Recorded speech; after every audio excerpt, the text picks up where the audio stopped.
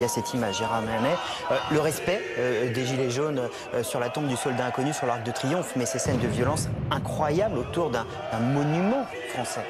C'est quelque chose qui est très grave. Et je voudrais souligner que c'est d'autant plus grave qu'il y a en fait deux types de casse. Il y a la casse matérielle, symbolique, dont ces images témoignent, qui est le fait surtout de groupuscules, comme ça a été dit, bien sûr, comme d'habitude, mais là qui prennent un caractère encore plus spectaculaire.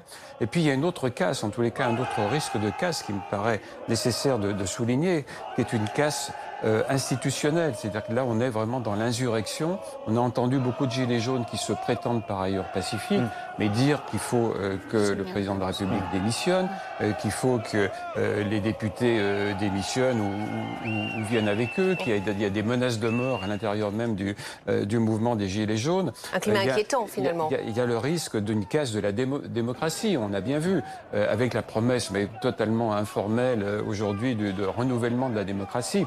Alors que le peuple s'exprime, c'est tout à fait sain, c'est légitime en plus sur un certain nombre de revendications, mais je pense qu'il ne faut pas aller pour autant à l'aventure. Est-ce que la France veut aujourd'hui sortir du système de la République dans lequel elle se trouve pour entrer dans un système qui pourrait être, par exemple, celui qu'on connaît en Pologne, en Italie, au Brésil, etc. Ou est-ce qu'elle veut, de façon vraiment pacifique et responsable, régler un certain nombre de problèmes pratiques? Cette image qu'on avait il y a un instant quand même de la tombe du soldat inconnu, de ces gilets jaunes qui la respectent, il faut quand même le dire, malgré la violence qui règne autour, elle est quand même extrêmement forte, comme le disait Gérard Manet à l'instant.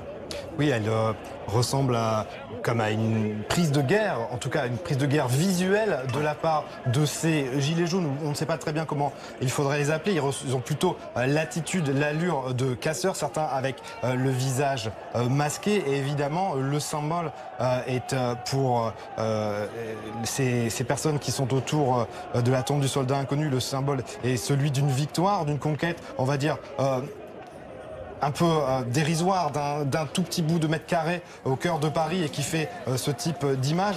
Et il est aussi un défi lancé au visage de l'exécutif, voilà, à cet endroit où le président de la République s'exprimait encore il y a quelques semaines devant les responsables politiques du monde entier.